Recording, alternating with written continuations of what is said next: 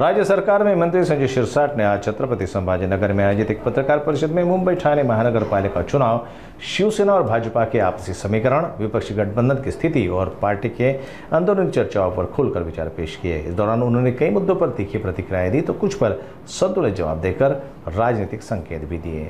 या सर्वे करणाऱ्या एजन्सिया काही लोकांचा सॅम्पल ज्याला म्हणतो तर तो फीडबॅक घेत असतो आणि त्याच्या अवलंबून आपलं मत बनवून तो अहवाल पक्षाचा जो कोणी नेता असेल त्याला सादर करत असतो। तुम्ही पाहिलं असेल की लोकसभा असेल की विधानसभा असेल, अनेक राज्याच्या निवडणुका, या सगळ्या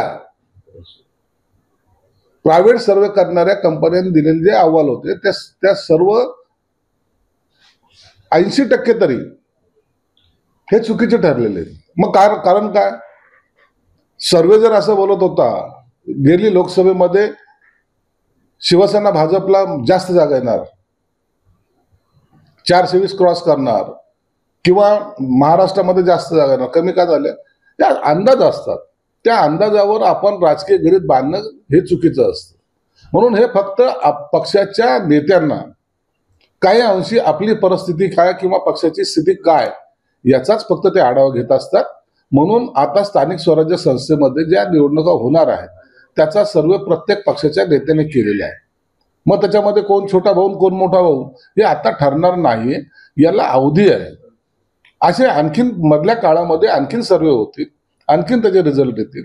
म्हणून आम्ही सर्वेवर काही अंशी सर्वेचा बेस घेऊन परंतु पक्षाचं कामकाज करत असतो। म्हणून आजच्या घडीला हे सांगणं उचित नाही कोण छोटा भाऊ आणि कोण मोठा भाऊ, असं आता सांगून काही नाही ना, तो वादाचा मुद्दा होऊ शकतो। म्हणून आता आम्हाला त्याच्यामध्ये कोणताही वाद घालायचा नाही। जे काही सर्वे होतात ते होऊ द्या, परंतु जेव्हा निवडणुकीमध्ये युती होईल किंवा वेगळं लढलं जाईल किंवा इतर आणखी पक्ष बरोबर येतील त्या टायमाला खऱ्या अर्थानं कोणत्या पक्षाला किती जागा आहेत आणि कोण कोणत्या ठिकाणाहून लढतोय याला महत्व प्राप्त होतं आणि त्याच्यानंतरच मला वाटतं त्यानंतर येणारा सर्वेला काही बेस असणार असू शकतो ना। सर्वेमध्ये काही होऊ शकतं। सर्वेमध्ये आजचा हा प्राथमिक सर्वे, हा पहिल्या स्टेजचा सर्वे, आणखीन 2 सर्वे होतील, त्याच्यानंतर खरी परिस्थिती कळेल। म्हणून आजच्या सर्वेवर आपण पूर्ण राजकीय गणित बांधणं योग्य नाही। मी पुन्हा सांगतोय की हे सगळे अंदाज आहेत, हा केलेला सर्वे आहे। या पहिल्या सर्वेच्या अवलंबून सर्व तुम्ही असंच घडेल असं मानून चालण्याचं काही कारण नाही।